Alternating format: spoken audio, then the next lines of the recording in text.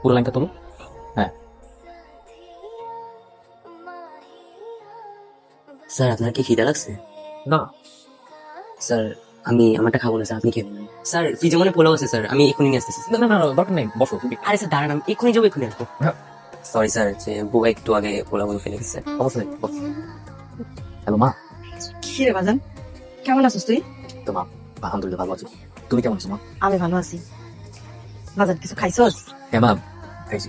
কি দিয়ে খাইলি? আজকে মেসে পার্টি ছিল তো, অনেক কিছু, ভাত, গরুর মাংস, মুরগির মাংস, মাছ আর ডাল, আর অনেক কিছু। এমন করে আছিস তুই? মা, টিউশনি তুমি। বাজান আমার না ওষুধগুলো তো ফুরাই গেছে।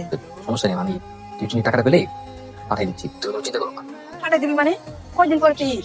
এমন পাঠানো লাগবো না, একবার আয় করিস। ঠিক আছে ম্যাম, সমস্যা নেই, আমি যত দ্রুত পারি চলে আসার চেষ্টা করবো। আচ্ছা, মা এখন কাছে পরে ফোন দেবো, দেখি কি লাগছো। ওইদিন তো চাচি যে ছেলের ছবিটা দেখিয়েছে, কি তোর কি পছন্দ হয়নি? চাচা আমার পছন্দ হয় নাই। আচ্ছা অসুবিধা নেই, ওদের স্যার একটা ছেলে আছে, খুব ভালো ছিল। চাচা আমি আসলে মানে এখন বিয়ে করতে চাচ্ছি না, আমি আগে যখন সময় নিতে চাচ্ছি। সময় রেখে যাচ্ছি মানে আর কত সময় নিবি? তোর এই ছেলে পছন্দ না, ওই ছেলে পছন্দ না, কাকে পছন্দ তোর? এইভাবে তো তোর বয়স হয়ে যাচ্ছে, এটা করতে হবে না? তোর বাবা মা তো মরে গিয়ে একদম গায়ে মুক্তি, সব টেনশন দেখো আমার। আমি বলি কি, তুমি যাকে পছন্দ করেছো তার সাথে ওর বিয়েটা দিয়ে দাও।